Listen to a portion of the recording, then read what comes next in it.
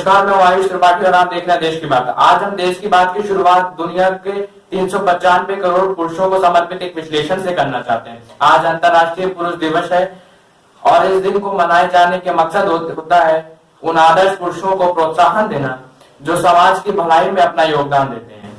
और इस दिन पुरुषों के स्वास्थ्य को लेकर भी जागरूकता पैदा की जाती है और पुरुषों के साथ होने वाले भेदभाव पर भी चर्चाएं होती हैं और ऐसे तमाम विषय जिनसे पुरुषों के जीवन पर असर पड़ता है उन पर चर्चाएं होती हैं। लेकिन हमें यकीन है कि आप में से ज्यादातर लोगों को यह पता ही नहीं होगा कि आज अंतर्राष्ट्रीय स्तर पर ऐसा भी कोई दिन मनाया जाता है जो पुरुषों को समर्पित होता है।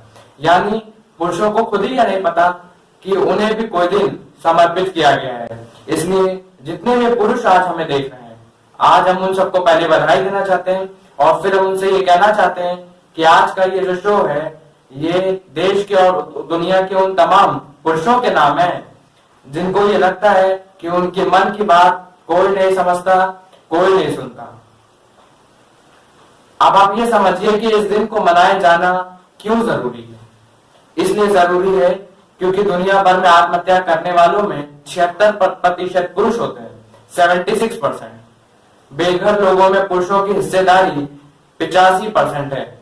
दुनिया में कुल जितने लोगों की हत्या होती है उसमें 70% पुरुष होते हैं। पूरी दुनिया में घरेलू हिंसा का शिकार होने वाले पुरुषों का प्रतिशत है 40। पुरुषों को मिलने वाली जेल की सजा की अवधि भी महिलाओं के मुकाबले 64% ज्यादा होती है और काम के दौरान यानी वर्क प्लस पर होने वाली मृत्यु में पुरुषों की हिस्सेदारी 92% है, 92%। अगर महिला या पुरुष एक ही अपराध करें तो उसमें पुरुषों को जेल जाने की संभावना महिलाओं के मुकाबले 3 से 4 गुना ज्यादा होती है। इन सब समस्याओं के बावजूद पुरुषों के इर्द गिर्द एक ऐसा झूठ का घेरा बना दिया जाता है जिसमें उन्हें जीवन भर रहना पड़ता है। और ये झूठ का घेरा जिन विचारों और शब्दों से तैयार होता है उनमें से कुछ हैं, आपने भी सुने होंगे ये विचार बचपन से। आपको कुछ बातें सुनाई जाती हैं, कुछ कहावतें होती हैं, जैसे मर्द को दर्द नहीं होता, कहा जाता है लड़के रोते नहीं हैं। जब बचपन में कोई लड़का रोने लगता है तो कहा जाता है लड़के रोते नहीं हैं। पुरुषों को डिप्रेशन नहीं होता, डिप्रेशन में जाने वाले पुरुष कमजोर माने जाते हैं। एक ड्रिंक पी लो सब ठीक हो जाएगा, ऐसा पुरुषों को कहा जाता है। और फला चीज के बारे में बात ही मत करो और मर्द बनो। लड़कियां टफ लड़कों को पसंद करती हैं। ये सारी बातें बचपन से ही लड़कों को बताई जाती हैं। ये पुरुषों से कहे जाने वाले वो शब्द हैं जो उनके असली व्यक्तित्व को कभी उभरने ही नहीं देते। लेकिन क्या आप जानते हैं कि असल में पुरुषों के इर्द गिर्द जो घेरा बनाया जाना चाहिए उसमें कौन से शब्द और कौन से विचार होने चाहिए थे? उसमें पुरुषों से ये कहा जाना चाहिए था कि रोने में कुछ गलत नहीं है, पुरुष भी रो सकते हैं। यानी इट्स ओके टू क्राई। तुम्हें हमेशा मजबूत बने रहने की जरूरत नहीं है, कभी कभी कमजोरी दिखाना भी ठीक होता है। कुछ को साबित करना ही रहते रहना ही तुम्हारा लक्ष्य नहीं होना चाहिए। मदद मांगना कमजोरी की निशानी नहीं है। तुम्हें अकेले बोझ उठाने की जरूरत नहीं है और भावनाओं को व्यक्त करना का भी तुम्हारा भी उतना ही अधिकार है जितना किसी महिला का है। पुरुषों को ये बात समझ में आनी चाहिए और आज जो हम आपसे ये बातचीत कर रहे हैं देश भर के दुनिया भर के उन पुरुषों से उन्हें यही बताने की कोशिश कर रहे हैं कि इट्स ओके टू क्राई।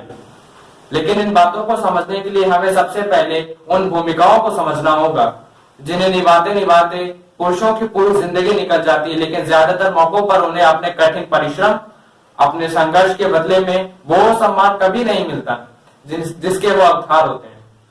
वो बहुत सारी कुर्बानियां देते हैं, ऐसा नहीं है सिर्फ महिलाएं ही अपने परिवार के लिए कुर्बानी देती हैं, पुरुष भी देते हैं, लेकिन पुरुषों को उसका श्रेय कभी नहीं मिलता। पुरुष का सफर एक छोटे बच्चे के रूप में शुरू होता है और कई बार यहीं से उसे कठोर और संवेदनहीन बनाने की प्रक्रिया शुरू हो जाती है। पुरुषों को बचपन से ही सिखाया जाता है कि लड़के रोते नहीं, आंसू ना बहाने की ऐसी एक पुरुष के साथ जीवन भर चलती है और अपना दर्द छिपाने की यही आदत कई बार तनाव और डिप्रेशन में भी बदल जाती है। हॉलैंड में हुए एक रिसर्च के मुताबिक एक महिला एक वर्ष में 30 से 64 बार रोती है, जबकि एक पुरुष सिर्फ 6 से 17 बार आंसू बहाता है। न्यूरोसाइंस के मुताबिक आंसू शरीर से विषाक्त पदार्थ बाहर निकालने का काम करते हैं। यानी जो आंसू जहर को शरीर से बाहर निकालते हैं उन्हें पुरुषों के लिए बचपन से ही प्रतिबंधित कर दिया जाता है। उन्हें बता दिया जाता है कि आपको रोना नहीं है, कि और अगर कोई पुरुष या लड़का रोया तो उसे कमजोर मान लिया जाता है, और कोई पुरुष कमजोर तो हो ही नहीं सकता। और ये भावनात्मक जहर धीरे धीरे एक पुरुष के व्यक्तित्व को कई बार नकारात्मक बना देता है। आपने भी कई बार अपने आसपास ऐसे पुरुषों को देखा होगा और आप सोचते होंगे कि ये बहुत नेगेटिव आदमी है, क्योंकि शायद आपने उसके जीवन यात्रा को ठीक से समझा नहीं। इसके बाद जब कोई पुरुष युवा अवस्था में आता है तो अक्सर उसकी तुलना दूसरों से की जाती है। ये तो बचपन से ही शुरू हो जाता है, जब लड़कों की तुलना दूसरे लड़कों से की जाती है। दूसरों की तरक्की के आधार पर उसका मानसिक, शारीरिक और शैक्षणिक और आर्थिक आकलन हर पल हर दिन होता है। Indian journal of community medicine के मुताबिक 21 से 49 वर्ष के 53% पुरुषों के साथ सिर्फ इसलिए हिंसा होती है क्योंकि वो पुरुष है। लेकिन एक पुरुष का संघर्ष यहीं समाप्त नहीं होता। शादी हो जाने के बाद यानी विवाह के बाद भी उसे घर की अर्थव्यवस्था खुद संभालनी होती है और उसे प्राइमरी मेंबर माना जाता है, और पूरे परिवार का पालन पोषण करने की जिम्मेदारी उसी के कंधे पर होती है। इस बीच नौकरी चले जाने का डर भी पुरुषों को लगातार सताता रहता है। भारतीय समाज में भी पैसा कमाने की जिम्मेदारी ज्यादातर पुरुषों के ही दे दी जाती है, चाहे वो चाहें या ना चाहें, इसे स्वीकार करें या ना करें। नेशनल क्राइम रिकॉर्ड ब्यूरो के मुताबिक आत्महत्या करने वाले 60% पुरुष बेरोजगारी और पैसे की कमी की वजह से आत्महत्या करते हैं। इसके बाद जब कोई पुरुष वृद्ध अवस्था में प्रवेश करता है तो भी उसे तमाम परेशानियों का सामना करना पड़ता है। भारत में करीब 1,80,00,000 बुजुर्ग बेघर है और इनमें से पुरुषों की संख्या सबसे ज्यादा है। बहुत सारे वृद्ध पुरुषों को उनके अपनी संतान ही घर से बाहर निकाल देती है। यानी जिन बच्चों को एक पिता एक पेड़ की तरह अपने छांव में बड़ा करता है, एक बड़े वृक्ष की तरह, वो बच्चे ही एक दिन उसे ठोकर मार देते हैं। इसका मतलब यह है कि बचपन से ही लेकर बुढ़ापे तक पुरुष परेशानियों और संघर्ष का सामना करता रहता है। लेकिन फिर भी हम बार बार कहते हैं मर्द को दर्द नहीं होता, जबकि सच ये है कि एक मर्द को दर्द भी होता है, उसे दुख भी होता है, लेकिन वो अपने दुखों का प्रदर्शन कर नहीं पाता क्योंकि समाज का दबाव उस पर लगातार बढ़ता रहता है। इतना दबाव होता है कि वो कभी भी अपने दुख का प्रदर्शन, अपने आंसुओं को दूसरों को दिखा नहीं पाता। जो मर्द ऐसा करते हैं उन्हें हमारा समाज कमजोर मान लेता है। इसलिए अगली बार जब कोई पुरुष आपके सामने आकर अपने दुख का इजहार करे तो ये मत कहिए कि लड़के रोते नहीं है, बल्कि ये कहिए कि अगर आप इंसान हैं तो कभी कभी खुलकर रो लेना चाहिए और इसमें किसी को कोई शर्म नहीं आनी चाहिए। अगर आपके आसपास कोई ऐसा पुरुष है तो आपको उसे पूरा भावनात्मक सपोर्ट देना चाहिए। एक पुरुष हर स्थिति में अपने परिवार को सभी सुख सुविधाएं उपलब्ध कराता है और कई बार नहीं भी करा पाता तो उसकी मंशा ये होती है कि उसका परिवार हमेशा सुखी रहे, फिर चाहे इसके लिए उसे उसकी तारीफ हो या ना हो, उसे सम्मान मिले या ना मिले, उसे प्यार मिले या ना मिले। और कोई परिवार ये माने या ना माने कि आज जो भी सुख सुविधाएं वो भोग रहा है वो उस पुरुष की वजह से ही है। पुरुषों पर सख्त और संवेदनहीन होने का अक्सर आरोप लगता है, लेकिन पुरुष युवावस्था से ही लेकर बुढ़ापे तक जिन पड़ावों से होकर गुजरते हैं उन्हें आप अगर ठीक से समझ जाएंगे तो आप पुरुषों को भी सही तरीके से आज से समझना शुरू कर देंगे, क्योंकि पुरुष होना आसान काम नहीं। आज हम पुरुषों के जीवन के उन 6 चैप्टर्स को आपके सामने रखना चाहते हैं जिन अध्यायों में हर पुरुष की कहानी छिपी है, और अगर पुरुष हमें देख रहे हैं तो शायद वो इस बात को समझेंगे और जो बातें आज हम आपको बताने वाले हैं उन बातों को जब आप सुनेंगे तो आप लगेगा कि ये तो शायद आप ही के जीवन की कहानी हम कह रहे हैं। जैसे पुरुषों को उन्हें मिलने वाली नंबरों के आधार पर ही आंका जाता है, उनके प्रयासों को कोई नहीं देखता। इसके बाद पुरुष पारिवारिक जिम्मेदारी निभाने के लिए अपने सपने बोलने पर मजबूर हो जाते हैं। पुरुषों से ये कह दिया जाता है कि परिवार की जिम्मेदारी उनके कंधों पर है, इसलिए उन्हें अपने सपने पीछे छोड़ने पड़ेंगे, अपने प्यार को भूल जाना पड़ेगा। पुरुषों से उम्मीद की जाती है कि वो खुद को एक्स्ट्रा ऑर्डिनरी साबित करें, जबकि ऑर्डिनरी सामान्य होने में कोई गलत नहीं है, कुछ गलत नहीं है, लेकिन हर पुरुष, हर लड़के से ये उम्मीद की जाती है कि उसे एक्स्ट्रा ऑर्डिनरी होना पड़ेगा। पुरुषों के व्यक्तित्व का निर्माण कुछ इस तरीके से होता है कि वो अपने माता पिता तक को कई बार गले लगाने से हिचकते हैं, संकोच करते हैं। एक पुरुष अपने बच्चों से प्यार तो बहुत करता है, लेकिन जब वो पिता बन जाता है तो अपने बच्चों से भी वो इसका इजहार करने खुलकर नहीं कर पाता। यानी जब वो बच्चा होता है तो वो अपने पिता को गले नहीं लगा पाता, और जब वो पिता बन जाता है तो वो अपने बच्चों को गले नहीं लगा पाता, उसे संकोच होता है। और जब पुरुष रोना चाहते हैं तो उनसे कह दिया जाता है कि मर्द रोते नहीं है, लड़के रोते नहीं है। लेकिन सच ये है कि बहुत सारे पुरुष दिल खोलकर आज भी, इस समय भी रोना चाहते हैं, और जब वो ऐसा नहीं कर पाते तो वो अक्सर मानसिक परेशानियों का शिकार होते चले जाते हैं। भारत में करीब 15% पुरुषों को कोई ना कोई मानसिक समस्या है, और ये मानसिक समस्याएं कई बार आत्महत्या की वजह भी बन जाती है। और कई बार बहुत सारे पुरुष ऐसे हैं जो आत्महत्या तो नहीं करते, लेकिन वो जिंदा भी नहीं होते। यानी कुल मिलाकर पुरुषों की समस्याओं को सिर्फ आंकड़ों के प्रतिशत से देखना भी सही नहीं। हमारे लिए बहुत आसान है, हम आज आपको बहुत सारे आंकड़े दिखा सकते हैं, दिखा भी देंगे, लेकिन आंकड़ों से भावनाएं समझ नहीं आती हैं। आंकड़े आपको सिर्फ समस्या के बारे में बताते हैं, लेकिन वो कई बार इसकी वजह और इसका समाधान नहीं बताते हैं। उदाहरण के लिए, जब सुशांत सिंह राजपूत जैसे अभिनेता की मौत होती है तो उस पर तमाम बातें तो होती हैं, न्यूज चैनलों पर डिबेट भी होते हैं, हंगामा मचता है, और उनकी मौत को एक राष्ट्रीय मुद्दा भी बना दिया जाता है, लेकिन कोई भी इसके पीछे की असली वजह जानने की कोशिश नहीं करता है। और कोई भी इस पर बिल्कुल बात नहीं करता कि कहीं सच में वाकई में सुशांत डिप्रेशन में तो नहीं चले गए थे, क्या वो डिप्रेशन का शिकार तो नहीं थे, कहीं सच में उन्हें किसी चीज की कमी तो नहीं खल रही थी, क्या वो अपने जीवन से दुखी थे, उनके दुख का असली कारण क्या था।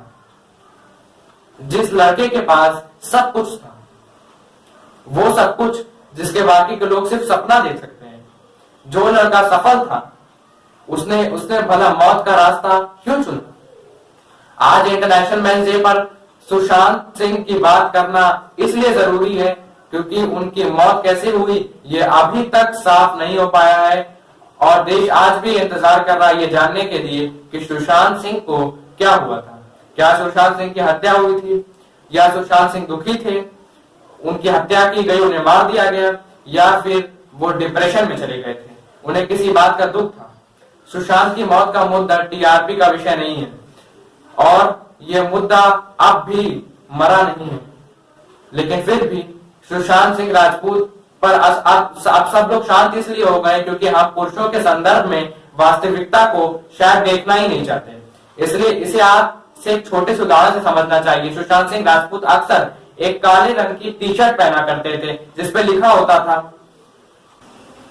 श्रेडिंगर्स स्माइली। इस टी शर्ट पर श्रेडिंगर शब्द के साथ साथ एक स्माइली बना हुआ था, और वो स्माइली इस तरीके से बना हुआ था जो खुश भी है और दुखी भी है। यानी ये स्माइली ऐसा था जो दुखी, खुश भी है और दुखी भी है। यह स्माइली एक साथ हैप्पी भी है और सैड भी है। सुशांत सिंह राजपूत बहुत पढ़े लिखे थे और उन्हें विज्ञान में बहुत रुचि थी, और वो अक्सर ऐसी चीजों के बारे में पढ़ते लिखते थे जिनके बारे में बहुत सारे लोगों को पता भी नहीं होता। और श्रेडिंगर स्माइली भी एक ऐसा ही कॉन्सेप्ट है। अरविंद श्रोडिंगर ऑस्ट्रिया के एक क्वांटम फिजिकिस्ट थे।